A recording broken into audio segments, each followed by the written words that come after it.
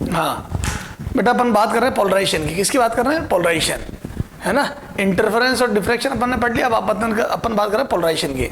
हाँ तो देखो,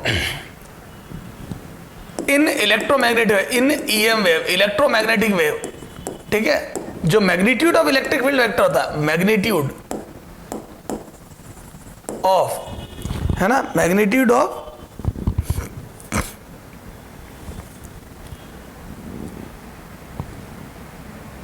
इलेक्ट्रिक फील्ड वेक्टर जो होता है, magnitude of electric field vector, उसकी जो वैल्यू होती है वेक्टर, इलेक्ट्रिक फील्ड क्या है रे, वेक्टर की वेक्टर, ठीक है, E is much larger than, is much larger than magnitude of magnetic field vector, magnetic field vector B, ठीक है। तो इलेक्ट्रिक फील्ड की जो वैल्यू होती है मैग्नीट्यूड उसका, इलेक्ट्रिक वो much larger than magnitude of magnetic field vector. Clear है? इसीलिए, है ना, thus we prefer to describe light to, तो इसीलिए अपन क्या करते हैं, लाइट को इलेक्ट्रिक फील्ड का ऑसिलेशन ही मानते हैं। डिस्क्राइब कोई भी phenomenon, to describe light in terms of oscillation of electric field.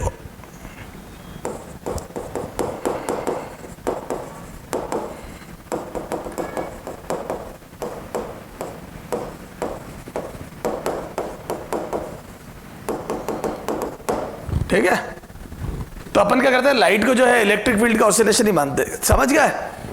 तो अपन जब भी बात करेंगे आप जैसे पोलराइजेशन वगैरह में, तो इलेक्ट्रिक फील्ड वेक्टर की बात करेंगे, तो समझ जाना इलेक्ट्रिक फील्ड की मैग्नेटिक की क्यों नहीं कर रहे हैं। ठीक है, एक ही बात है। अब अनपोलराइज्ड लाइट, अब पोलराइज, अब अगला लिखो अनपोलराइज्ड लाइट। तो दो टाइप की, unpolarized and polarized. Unpolarized light, ठीक है, अनपोलराइज्ड लाइट। अब अनपोलराइज्ड लाइट क्या होती है बेटा? तो देखो इसका एक प्रैक्टिकल एग्जांपल देके बताता हूं मैं, छोटा सा, है ना। अब यूं तो दिखेगी नहीं, आप यूं समझ लो यहाँ पे खूब सारी 100 रस्सियां बंधी हुई है। अगर मैं यूं वाइब्रेट करूं एक रस्सी को, तो यूं समझ लो इलेक्ट्रिक फील्ड यूं ऑसिलेट कर रहा है। मेरा दोस्त यूं वाइब्रेट कर रहा है, तो एक का इलेक्ट्रिक फील्ड यूं ऑसिलेट कर रहा है। एक दोस्त तिरछा वाइब्रेट कर रहा है, तो यूं, तो हर पॉसिबल डायरेक्शन में। तो मैं बोल दूं अनपोलराइज्ड, है ना। If electric field vector vibrates in all possible direction, in ordinary light, in जो सन से light in ordinary, in ordinary light, in ordinary light, the electric field vector the electric field vector are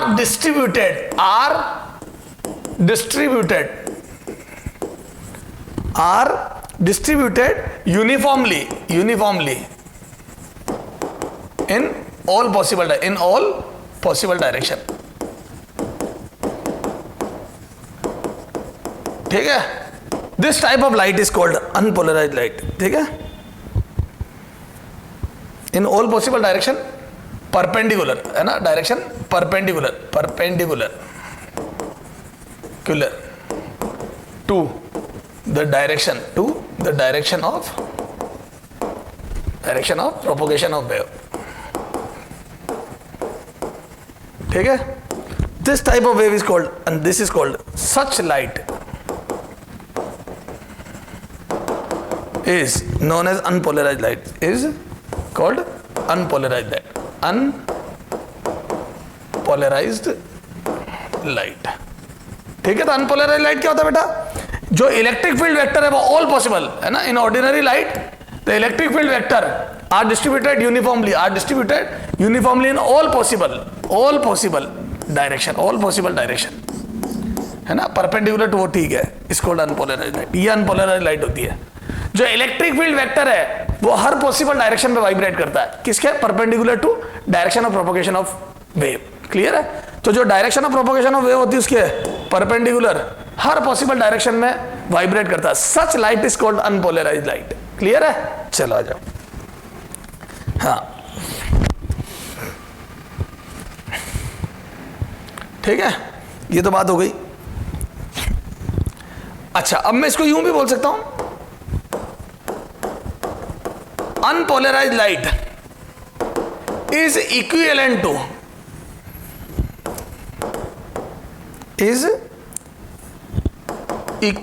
to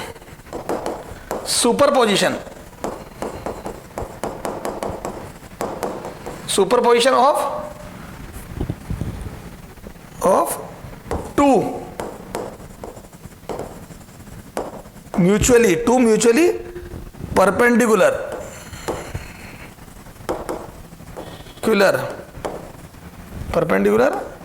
identical polarized light।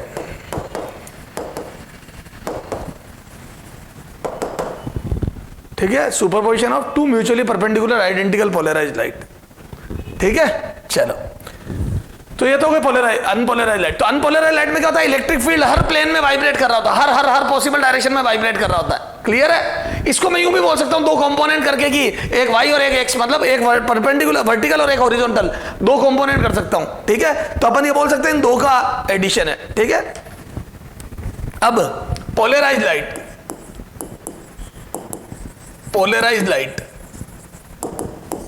ठीक है, polarised light है ना, in this type of light, light या EM wave light, electric field vector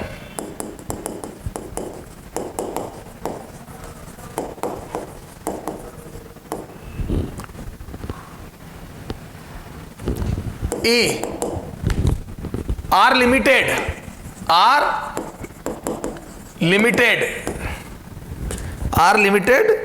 in one direction,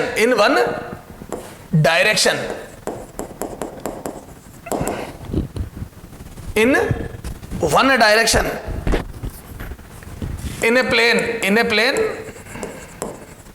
perpendicular to direction of propagation of,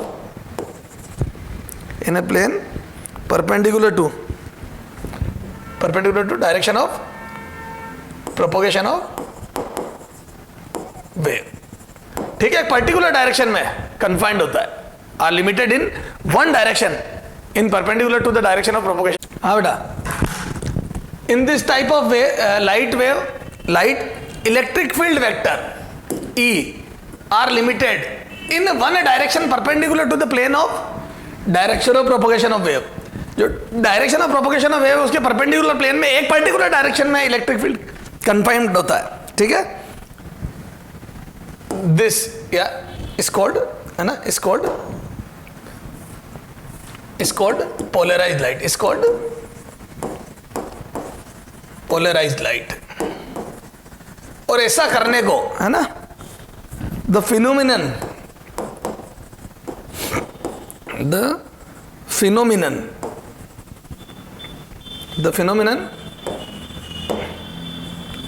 of the restriction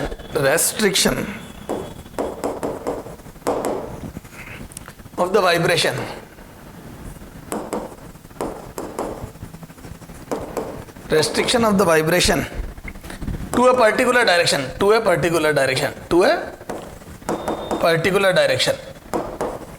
भाई आप restrict करोगे तो किसी तरीका तो होगा, क्योंकि ऑर्डिनरी लाइट तो अनपोलराइज्ड है। Direction, particular direction of propagation of light of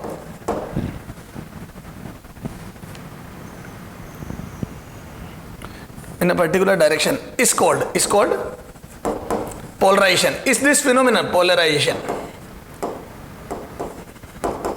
देखो वापिस, the phenomenon of restriction of vibration to a particular direction. भाई आप देखो, हर डायरेक्शन में वाइब्रेट करे तब तो वो हो गई अनपोलराइज्ड लाइट, एक पर्टिकुलर डायरेक्शन में वाइब्रेट करे वो हो गई पोलराइज्ड लाइट। अब ये करना तो पड़ेगा ना आपको, क्योंकि ऑर्डिनरी लाइट तो अनपोलराइज्ड है। इस फिनोमिनन को, the phenomenon of restriction of vibration in a particular direction is called polarization, है ना। एंड ऑब्जेक्ट जो ऐसा करे उसको बोलते हैं पोलराइजर। द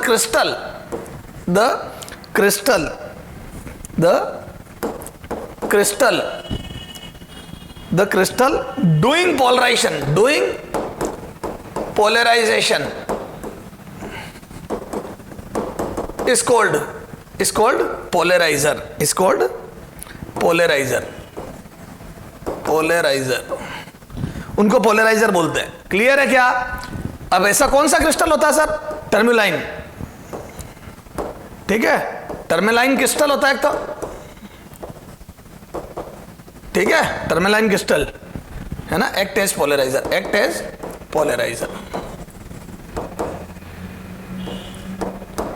ठीक है, एक्ट एज पोलराइजर, ठीक है ना। तो tourmaline crystal act as polarizer. Clear है क्या?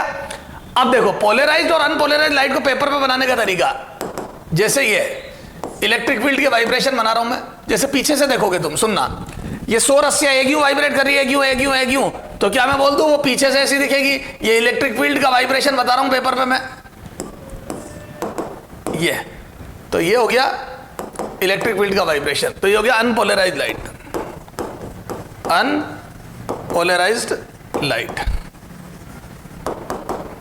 ये अनपोलराइज्ड लाइट, ठीक है, ये अंदर जा रही है और ये सब तरफ इलेक्ट्रिक फील्ड वाइब्रेट कर रहा है। क्लियर है क्या? अगर इसको साइड में से देखूं मैं, जैसे ये तो हो गया पीछे से देख रहा हूं, यूं, ये देख, यहां से देख रहे अपन, यूं वाइब्रेशन हो रहे सब तरफ ये। लेकिन अगर मैं साइड में से देखूं तो एक रस्सी यूं वाइब्रेट कर रही है, एक यूं वाइब्रेट कर रही है, एक तिरछी वाइब्रेट कर रही है। पर पेपर पे तो मैं यूं वाले वाइब्रेशन बना सक पाऊंगा जो पेपर में, है ना, जो उधर से देखने पर यूं दिख रहे, एक ये बना पाऊंगा जो तेरी तरफ आ रहे हैं, देख रही है डॉट,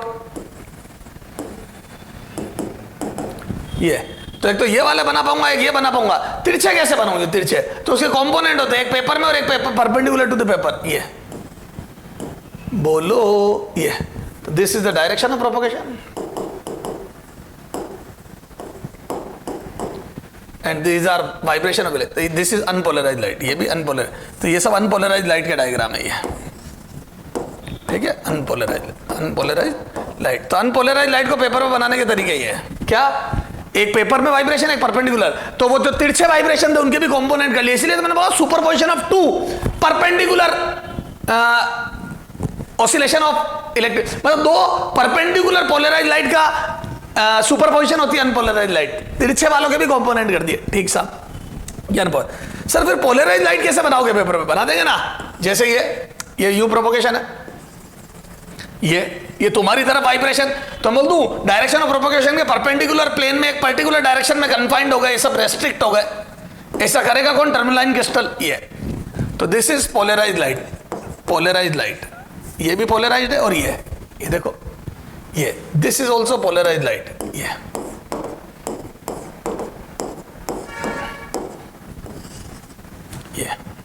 ये पोलराइज्ड लाइट, ये क्या है? पोलराइज्ड लाइट, ये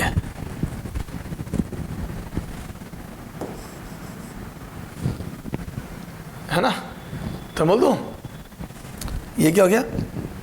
अब इनमें देखो, इसमें वाइब्रेशन परपेंडिकुलर टू पेपर है, तो मैं बोल दूं प्लेन ऑफ वाइब्रेशन, है ना। इसमें और उसमें अंतर क्या? देखो, प्लेन ऑफ वाइब्रेशन, सर इसकी डेफिनेशन अभी बता रहा हूं। प्लेन ऑफ वाइब्रेशन नाम से पता पड़ रहा है, जिस प्लेन में वाइब्रेशन हो, plane of vibration is perpendicular to paper, तुम्हारे लिए लिख रहा हूं पेपर, है ना, या बोर्ड, है ना, परपेंडिकुलर टू पेपर, इसमें plane of vibration is perpendicular to paper. अब प्लेन ऑफ वाइब्रेशन की डेफिनेशन क्या हुई? प्लेन ऑफ वाइब्रेशन, बोलो प्लेन ऑफ वाइब्रेशन की definition, plane in which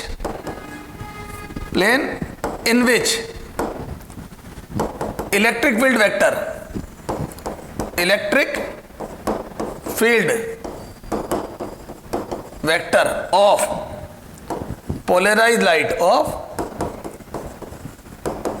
polarized light vibrates, polarized light vibrates is called plane of vibration, plane of vibration.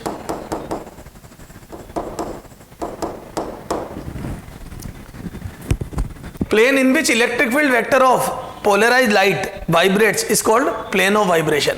ठीक है, वो plane जिसमें electric field vector, polarize light का electric field vector vibrate करता है उसको plane of vibration बोलते हैं. ठीक है, perpendicular to paper, is perpendicular to paper. और यहां पे ये है plane of vibration is in paper. ठीक है, ये परपेंडिकुलर टू पेपर है प्लेन ऑफ वाइब्रेशन, और इसका पेपर में. क्लियर है. अब प्लेन ऑफ पोलराइजेशन क्या होता है, तो प्लेन ऑफ वाइब्रेशन का परपेंडिकुलर प्लेन देने है ना,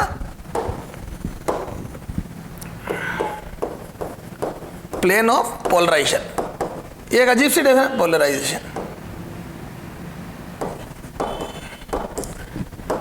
plane perpendicular to plane of vibration of polarized light. ध्यान में, सब पोलराइज्ड लाइट के लिए define, polarized light is called plane of vibration, is called plane of polarization, is called plane of polarization, is called plane of polarization. ठीक है, plane of vibration का perpendicular plane किसका, polarized light का, is called plane of polarization. ये definition होती है. ठीक है, hence angle between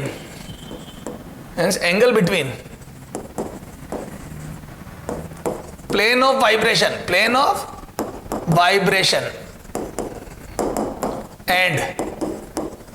of polarization and plane of polarization is theta बराबर 90 डिग्री. ध्यान में क्वेश्चन पूछते हैं 90 डिग्री, तो प्लेन ऑफ वाइब्रेशन और प्लेन ऑफ पोलराइजेशन के बीच में एंगल 90 डिग्री. किसके लिए डिफाइंड होता है, पोलराइज्ड लाइट के लिए. अनपोलराइज के लिए तो कोई डेफिनेशन है ही नहीं. ठीक है, तो these are the polarized light. ये पोलराइज्ड लाइट. और एक पार्शियल पोलराइज्ड लाइट भी बता देता हूं. ठीक है, देखो पार्शियल पोलराइज का मतलब पोलराइज्ड होने वाली है. ठीक है, ये देखो, ये तो जैसे पेपर में वाइब्रेशन ये आगे ज्यादा, ये है ना, ये देखो ये कहोगे कम, तो this is called partially polarised light. Paper में वाइब्रेशन ज्यादा और परपेंडिकुलर में कम है. ठीक है, तो this is partially polarised light. क्या है ये, partially polarised light, partial polarised light. ठीक है, PPL, partial polarised light, PPL, partial polarised light. ठीक है, चलो सर, तो ये पार्शियली पोलराइज्ड लाइट हो गई. ठीक है, तो ये सारी बातें समझ में आ गई है ना. Only transverse wave can be polarise. ठीक है, या पोलराइजेशन इज पॉसिबल है ना, पोलराइजेशन ऑफ लाइट है ना, this phenomenon polarization of light, both important. Polarization of light या पोलराइजेशन इज शोन बाय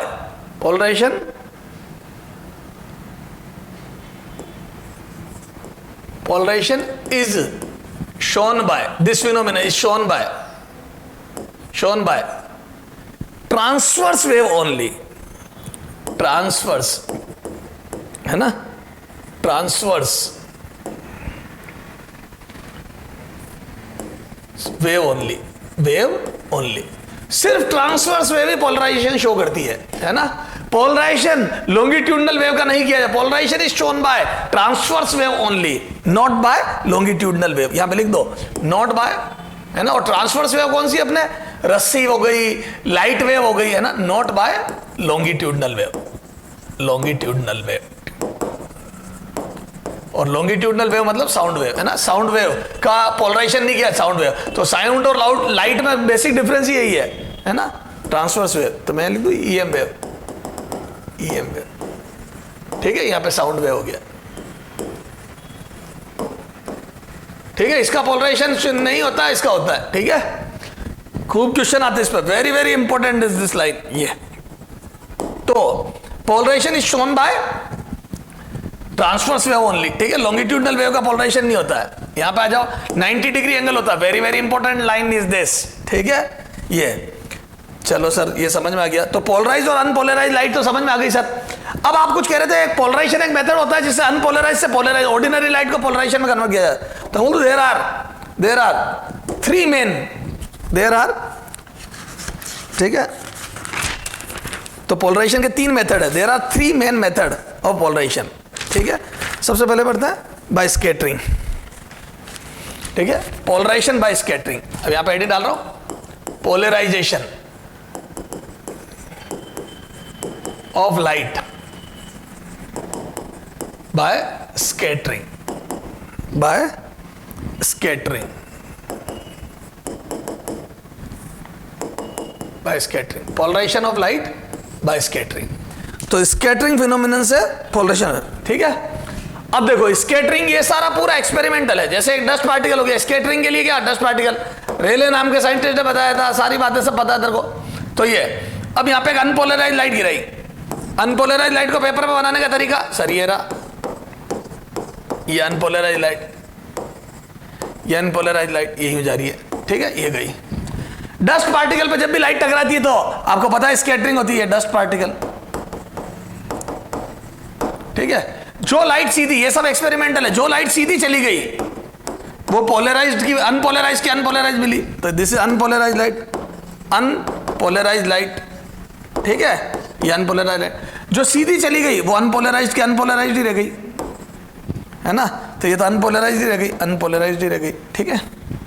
ये अनपोलराइज्ड ही रह गई, अनपोलराइज्ड, ठीक है। और जो परपेंडिकुलर प्लेन में चली गई, इधर चली गई, इधर चली गई 90 डिग्री पे, है ना। इंसिडेंट जो एंगल, रे डायरेक्शन ऑफ इंसिडेंट उससे 90 डिग्री पे चली गई, है ना, परपेंडिकुलर प्लेन में। चाहे पेपर में जाओ चाहे आउट ऑफ पेपर आ जाओ, परपेंडिकुलर प्लेन में आ गई, वो सारी पोलराइज्ड हो गई, कोई यूं हो गई, कोई कैसे हो गई, ये सब पोलराइज्ड हो गई। दीज आर पोलराइज्ड लाइट, क्या हो गई सब, ये पोलराइज्ड लाइट हो गई। ये तो जितनी भी परपेंडिकुलर प्लेन में चली गई ये सब पोलराइज्ड लाइट हो गई, कोई यूं हो गई, कोई यूं हो गई, है ना। दीज आर पोलराइज्ड लाइट, ये सब पोलराइज्ड लाइट है। तो ये पोलराइज्ड लाइट है ना। यहाँ पे अपन येलो कलर से लिखते दिखेगा, ये पोलराइज्ड लाइट, पोलराइज्ड लाइट, है ना। ये भी पोलराइज्ड लाइट है। तो जो परपेंडिकुलर प्लेन में आ गई वो तो पोलराइज्ड लाइट हो गई, और जो ना परपेंडिकुलर प्लेन में आई ना सीधी निकल गई, तिरछी निकल गई, ये यू, ठीक है, वो हो गई पार्शियली पोलराइज्ड, ना परफेक्ट पोलराइज्ड ना unpolarized. These are partially polarised light. क्या हो गई है, पार्शियली पोलराइज्ड लाइट, ये पार्शियली पोलराइज्ड लाइट क्या है, ये पार्शियली पोलराइज्ड लाइट, ये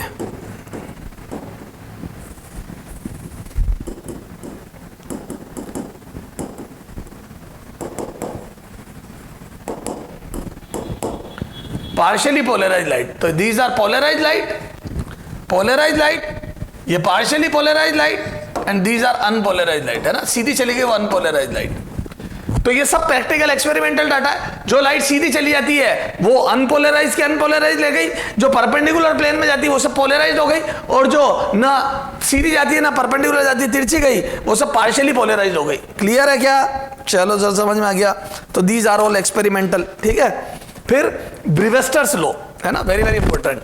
ब्रूस्टर्स लॉ भी बोलते हैं, ब्रीवेस्टर्स लॉ भी, ठीक है, कुछ भी लिख लो आप, ठीक है। ब्रीवेस्टर्स लॉ सेकेंड है बाय रिफ्रैक्शन, या रिफ्लेक्शन कर दो, बाय रिफ्रैक्शन, बाय रिफ्लेक्शन, ठीक है। और इसमें रहेगा ब्रीवेस्टर्स लॉ, ब्रीवेस्टर्स लॉ, ठीक है। अब देखना बड़ा ही बेहतरीन, बहुत इंपॉर्टेंट, यहां से खूब क्वेश्चन आते हैं। इस बार अपने नीट 2020 में भी आया है ना, नीट 2020 अभी जस्ट अभी नीट 2020, नीट 2020 में भी आया है, क्लियर है क्या ये? तो very very important, very very important, ठीक है, ब्रीवेस्टर्स लॉ, ठीक है ना बेटा। तो अब इसमें क्या है, तो इधर देखना, जैसे कोई एक मीडियम की स्लेब ले ली है ना, ये एक मीडियम अलग सेपरेटिंग मीडियम है ना, ये यहां पे एक अनपोलराइज लाइट गिराई, क्या गिराई बेटा? अनपोलराइज लाइट, ये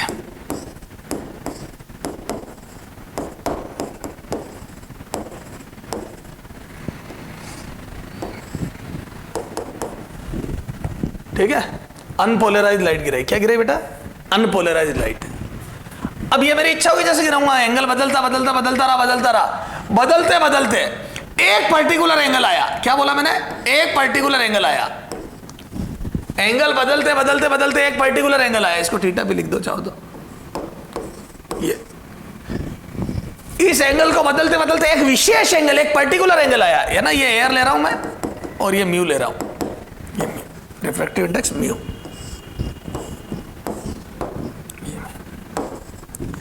इस एंगल को बदलते बदलते एक पर्टिकुलर एंगल आया जब, अच्छा आपको पता है कि हर ट्रांसपेरेंट मीडियम रिफ्रैक्शन और रिफ्लेक्शन दोनों करता है, 90% रिफ्लेक्शन और 10% रिफ्लेक्शन करता है। तो एक पर्टिकुलर एंगल आया जब रिफ्लेक्टेड और refracted ray, refracted and reflected ray are perpendicular to each other.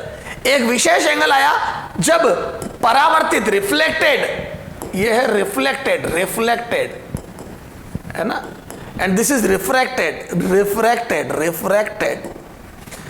एक विशेष एंगल आया जब reflected and refracted ray are perpendicular to each other, दोनों एक दूसरे से परपेंडिकुलर हो गई। That particular angle is called angle of polarisation. उस पर, that angle is called angle of polarisation, उस पर रिफ्लेक्टेड लाइट इज परफेक्ट या पोलराइज्ड लाइट, रिफ्लेक्टेड लाइट, वो एंगल जब refracted and reflected light are perpendicular to each other, उस पर reflected light is polarised, is reflected light is polarised light, polarised light, है ना। We obtain reflected light is polarised, और ये क्या हो गया? ये परफेक्ट अनपोलराइज्ड नहीं रही, ये पार्शियली पोलराइज्ड हो गई। क्या हो गई बेटा? पार्शियली पोलराइज्ड, क्योंकि कुछ कंपोनेंट ये वाले गायब हो गए, ये वाले। क्लियर है? अब सुनना, ध्यान से सुनना, जल्दी नहीं करनी है, ये बहुत इंपॉर्टेंट टॉपिक है। वो पर्टिकुलर एंगल जब reflected and refracted are perpendicular to each other, उस एंगल पर reflected light are polarised, reflected light are polarised with its plane of vibration, with polarised light का तो प्लेन ऑफ वाइब्रेशन होगा, with its plane of vibration perpendicular to plane of incidence. ये plane of incidence क्या हुआ? जिसमें incidence light और normal light कर रहा है। तो मैंने बोर्ड ले लिया, तो बोर्ड में नॉर्मल है और बोर्ड में ये लाइट गिर रही है, इसमें दो वाइब्रेशन है, एक पेपर में, इधर समझना, ये यूं है, तो मैं बोल दूं ये देखो, ये दो कंपोनेंट कर लिए, तो एक पेपर में ये मार्कर वाला और ये पेंसिल वाला परपेंडिकुलर टू पेपर है, ये देखो, तो मैं बोल दूं यूं और यूं, तो इलेक्ट्रिक फील्ड के वाइब्रेशन पेपर के आउटवर्ड भी है और पेपर में भी है। तो एक इलेक्ट्रिक फील्ड यूं पेपर में वाइब्रेट करता हुआ गिर रहा है और एक परपेंडिकुलर टू पेपर, एक यूं यूं यूं यूं वाइब्रेट कर रहा है इलेक्ट्रिक फील्ड यूं यूं यूं यूं, और एक पेपर में कौन सा? यूं यूं। तो एक तो यूं और एक यूं, एक तो यूं और एक यूं। हालांकि खूब सारे इलेक्ट्रिक फील्ड है पर कंपोनेंट में बता रहा हूं ये। तो ये लाइट यूं गिरी और जब ये यूं गई तो ये गायब हो गए, ये रह गए। तो ध्यान रखना, जो रिफ्लेक्टेड लाइट है वो पोलराइज तो है, लेकिन प्लेन ऑफ वाइब्रेशन उसका परपेंडिकुलर टू ब्लैक बोर्ड है। Very very important, plane of vibration perpendicular to black board है, ध्यान रखना। और जो रिफ्रैक्टेड लाइट है वो पार्शियली पोलराइज्ड हो गई, उसमें पेपर में भी कंपोनेंट है और परपेंडिकुलर टू पेपर है, बस परपेंडिकुलर टू पेपर कम हो गया क्योंकि वो उधर चले गए। क्लियर है क्या? तो यहां से समझना, तो ये ब्रीवेस्टर्स लॉ में अब समझना, वेरी वेरी इंपॉर्टेंट। क्या मैं बोल दूं, अगर angle of incidence is this particular angle, विशेष एंगल है ये, तो बोल दूं ये भी थीटा भी हो जाएगा and this would be r, जो कि 90 माइनस थीटा भी हो जाएगा। तो यहां से मैं बोल रहा हूं, इधर देखना, क्या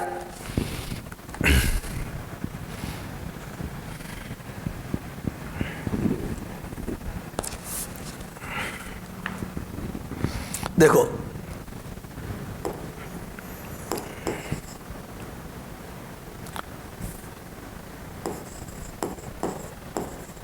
Brewster discovered that when light is incident, when light is incident at a particular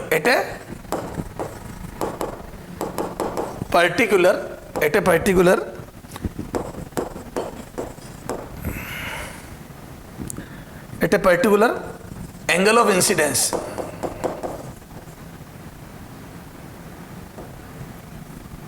at a particular angle of incidence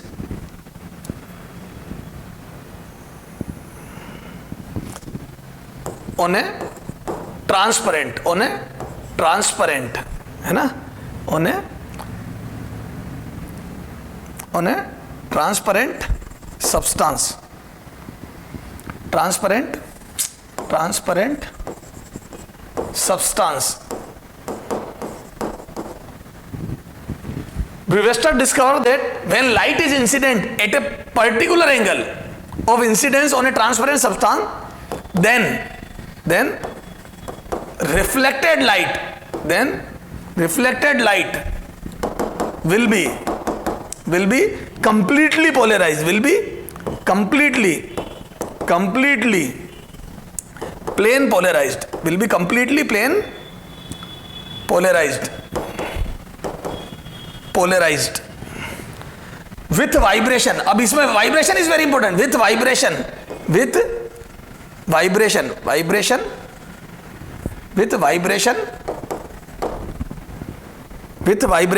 in a plane perpendicular to plane of incidence. ये प्लेन ऑफ इंसिडेंस समझना, paper में ये normal और incidence रे, ये दोनों को मिलाने वाला, इसकी डायरेक्शन ऑफ प्रोपगेशन, लाइट की डायरेक्शन ऑफ प्रोपगेशन और नॉर्मल को मिलाने वाला प्लेन ऑफ इंसिडेंस हो गया।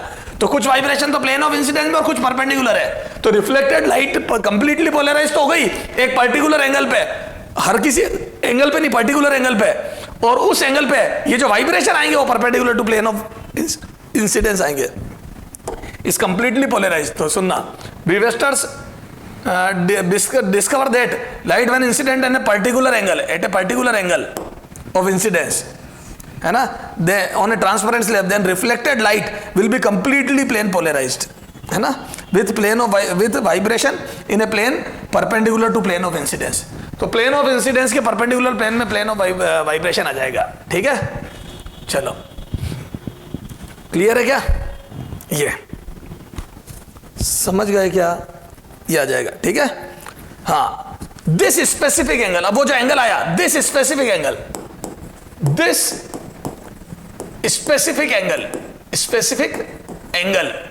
is called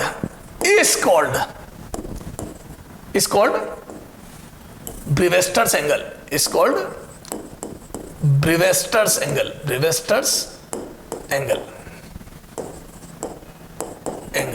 ठीक है, is called ब्रीवेस्टर्स एंगल या पोलराइजेशन एंगल, या दोनों नाम होते हैं, पोलराइजिंग एंगल,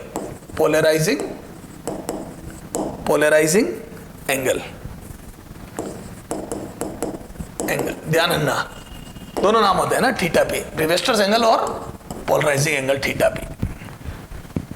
वो एंगल जिस पे रिफ्लेक्टेड लाइट कंप्लीटली पोलराइज्ड मिल जाए with vibration in a plane perpendicular to plane of incidence. ध्यान रखना, वाइब्रेशन का जो प्लेन होता है वो प्लेन ऑफ इंसिडेंस के परपेंडिकुलर होता है, इज कॉल्ड ब्रीवेस्टर्स एंगल। अब इस ब्रीवेस्टर्स एंगल पे क्या क्या बातें होगी, ठीक है, तो क्या मैं बोल दूं, अच्छा अब देखो, है ना, इस पे 2-3 बातें होगी।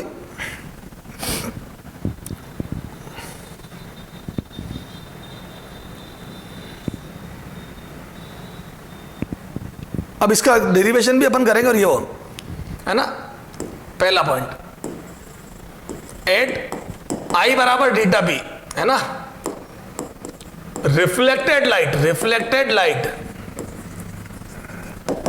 विल बी completely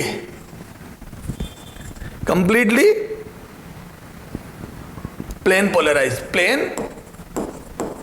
पोलराइज्ड है ना, with plane of vibration, vibration perpendicular to plane of incidence, है ना। उसका जो प्लेन ऑफ वाइब्रेशन होगा वो perpendicular to plane of incidence होगा, है ना। तो एक तो कंप्लीटली पोलराइज मिलेगी। Second point, 8I equal to theta p, 8I equal to theta p, है ना। रिफ्रैक्टेड लाइट है ना, reflected and refracted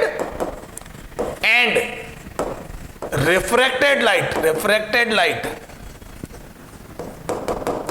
will be perpendicular to each other, very very important, to each other। ध्यान रखना, theta p पर refracted और reflected light perpendicular to each other होती, ध्यान रखना, है ना। एंड 8I बराबर theta p, refracted light will be partially polarized, will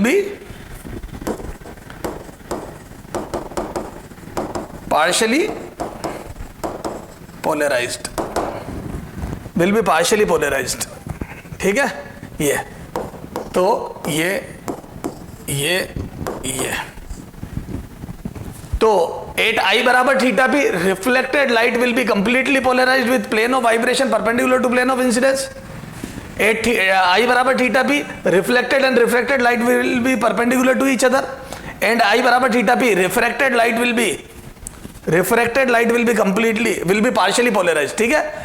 अब जब इक्वल नहीं होगा तो क्या होगा sir, 8I not equal to theta p, है ना। बड़ा भी हो सकता है, छोटा भी हो सकता है, I ग्रेटर देन और लेस देन, है ना, बस इक्वल नहीं होना चाहिए, ग्रेटर देन थीटा पी और less than theta P, both refracted and reflected light will be partially polarized,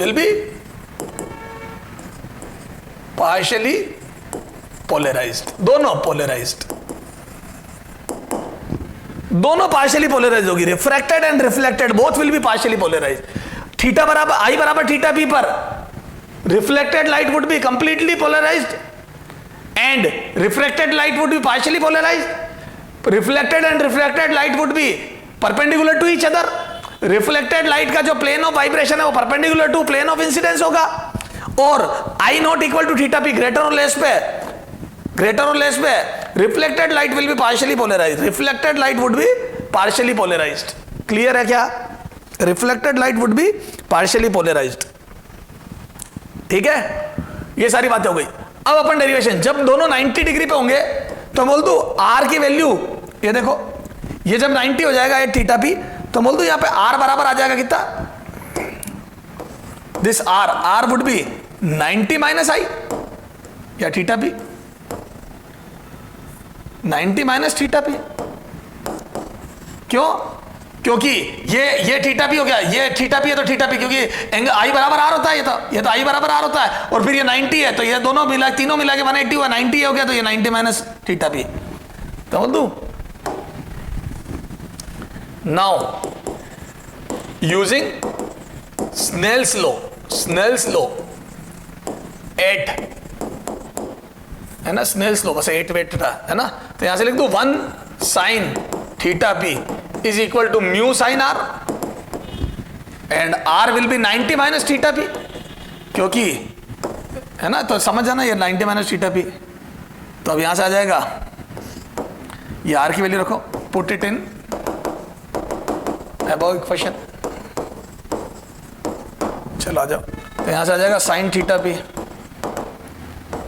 mu sin 90 minus theta p, तो यहां से आ जाएगा sine theta p is equal to mu cos theta p, this implies tan theta p बराबर mu, tan theta p is equal to mu. ये clear है क्या? तो टेन थीटा भी बराबर म्यू होगा। क्लियर है? ये दिस इज द ब्रीवेस्टर्स लॉ। तो टेन थीटा भी बराबर म्यू। जब जब एंगल ऑफ, ये ध्यान ना, ये तभी होगा जब रिफ्लेक्टेड और रिफ्रैक्टेड लाइट परपेंडिकुलर हो, तभी आर बराबर 90 माइनस थीटा भी आएगा। और ये तभी होगा जब ब्रीवेस्टर्स एंगल पे, इस पर्टिकुलर एंगल पे लाइट गिरे थीटा पी पे, और थीटा पी की वैल्यू आ गई कितनी? टेन थीटा भी बराबर म्यू। इस पे खूब न्यूमेरिकल आते हैं। तो मुद्दे की बात क्या? मुद्दे की ये 4 पॉइंट है, बस ये पता होना चाहिए। क्या पहला पॉइंट? क्या पहला पॉइंट? 8 थीटा पी, 8 आई बराबर theta p, angle of Brewster, angle of polarization या ब्रीवेस्टर्स एंगल पे reflected light would be polarized, है ना, और उसका plane of vibration perpendicular to plane of incidence होगा। सेकंड, 8 आई बराबर theta p, reflected and refracted light will be perpendicular to each other. 8 i बराबर theta p, refracted light would be partially polarized. At i not equal to theta p, बड़ा या छोटा पे, दोनों partially polarised होगी। Reflected और refracted both will be partially polarised. और theta p और टेन में रिलेशन होता है, टेन थीटा पी बराबर म्यू। क्लियर है? चलो आगे जाओ सर, न्यूमेरिकल करा दो इस पे, आ जाओ। 5 क्वेश्चन किए थे। Example 6, if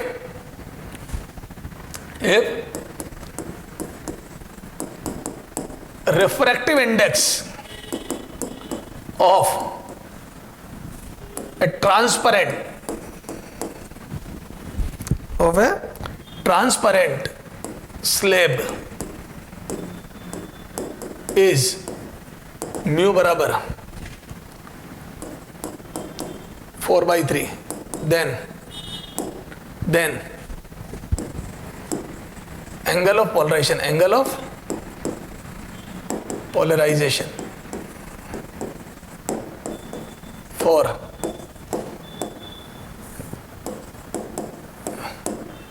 air to this slab, for air to this slab will be, है ना, will be कुछ नहीं बोले तो एयर लेना बाहर, will be। चला जाओ, तो बोल दो सॉल्यूशन में क्या ये हो जाएगा, tan theta p is equal to mu, और यहां से आ जाएगा tan theta p is equal to 4/3, और ये 4/3 है अगर मान लो, तो यहां से थीटा p बराबर कितना आ जाएगा बोलो? ये ग्रेटर देन 1 है ना, तो 53 डिग्री। ये याद होना चाहिए तेरे को, बेसिक मैथ में पढ़ा देना है। और या फिर लिख दे tan inverse 4/3।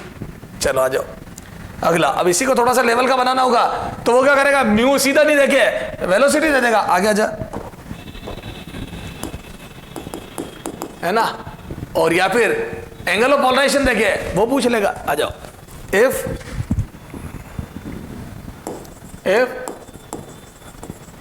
angle of polarization for air medium interface, angle of polarization for air to medium interface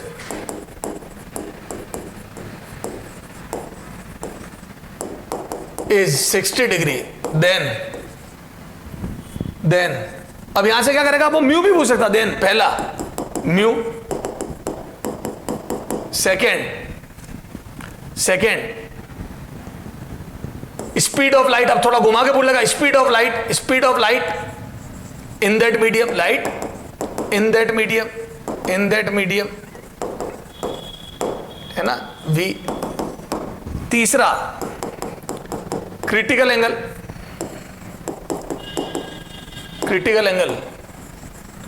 for that medium to air interface. ठीक है, ये 3 बात है। कुछ भी पूछ सकता है बेटा। अब ये थोड़ा लेवल बढ़ा दिया यहाँ पे, है ना, कोई दिक्कत नहीं है सर, है ना, हमारे को ब्रीवेस्टर्स लॉ आता है। ये देखो सॉल्यूशन, तो क्या मैं बोल दूं एंगल ऑफ पोलराइजेशन दिया हुआ है, angle of polarisation theta p बराबर 60 डिग्री, तो बोल दूं थीटा पी बराबर 60 डिग्री दिया हुआ है, तो मेरे को म्यू पता पड़ जाएगा। तो म्यू बराबर हो जाएगा tan थीटा पी, और यहां से आ जाएगा tan 60 डिग्री, ये आ गया म्यू, ये √3, ये म्यू बराबर √3, है ना। ये तो फर्स्ट आंसर आ गया ये। सेकेंड, ठीक है, स्पीड ऑफ लाइट, तो स्पीड ऑफ लाइट v बराबर आ जाएगा c/म्यू, तो यहां से आ जाएगी कितनी, 3 × 10⁸ अपॉन म्यू √3, तो यहां से आ जाएगा √3 × 10⁸ मीटर पर सेकेंड। ये v आ गया, ये स्पीड ऑफ लाइट। तीसरा क्रिटिकल एंगल बताना है, तो आ जाओ थर्ड क्रिटिकल एंगल। तो थर्ड क्रिटिकल एंगल थीटा सी, ये है ना क्या, मीडियम टू एयर से फेस है ना। तो मैं बोल दूं अंदर का म्यू अपने को पता पड़ गया √3, तो बोल दूं यूजिंग स्नेल्स लॉ तो √3 साइन थीटा सी। अरे ये मीडियम हो गया ना √3 का। अरे अभी निकाल लिया ना इसका म्यू अपन ने यार, म्यू बराबर √3 और ये एयर, तो क्रिटिकल एंगल निकालना तो मैं बोल दूं ये थीटा सी, यही हो जाएगी 90 डिग्री। तो यह आ जाएगा √3 साइन थीटा सी बराबर 1 साइन 90। ये यहां से कितना आ जाएगा, साइन थीटा सी बराबर 1/√3। ये तो यहां से थीटा सी बराबर कितना आ जाएगा, साइन इनवर्स 1/√3। ये साइन इनवर्स 1/√3, ये this is the critical angle. ठीक है, तो ये हो गया। तो ऐसे कुछ भी पूछ सकता है वो, क्रिटिकल एंगल देखे भी वो पूछ सकता है। क्लियर है, नहीं समझ में आ रही है?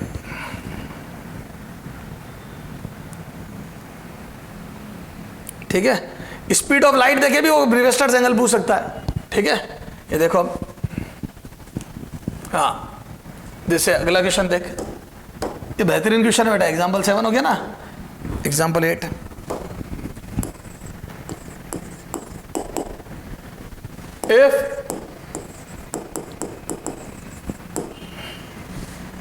if speed of light in a medium is speed of light in a medium is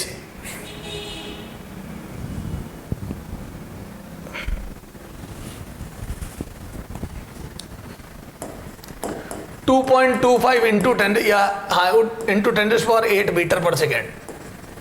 Then find out angle of polarization. Angle of polarization for air to this medium surface. For air to this medium interface. Medium interface. ठीक है, अब अपने को angle of polarisation पता लगना है, लेकिन इस बार म्यू नहीं दिया है ना, म्यू दिया है तो कोई बात नहीं, म्यू निकाल लूंगा। तो v दिया हुआ है 2.25 into 10⁸ मीटर पर सेकेंड, और इसको डिवाइड करूंगा तो म्यू बराबर कितना आ जाएगा, c/v। बोलो c/v, तो यहां से कितना आ जाएगा म्यू बराबर, तो 3 into 10⁸ अपॉन v आ जाएगा 2.25 into 10⁸, and this is mu बराबर कितना आ जाएगा 4/3। ये सोल्व करोगे तो 4/3 आ रहा है ना ये, और 4/3 वेरी वेल नोन वैल्यू है, तो यहां से मैं बोल दूं tan θp is equal to mu, तो यहां से θp बराबर आ जाएगा tan इनवर्स 4/3, और आपको पता है 4/3 कितना एंगल होता है 53 डिग्री। ये 53 degree would be the angle of polarisation, 53 degree angle of polarisation होगा। क्लियर है क्या, सब समझ में आ गई सारी बात?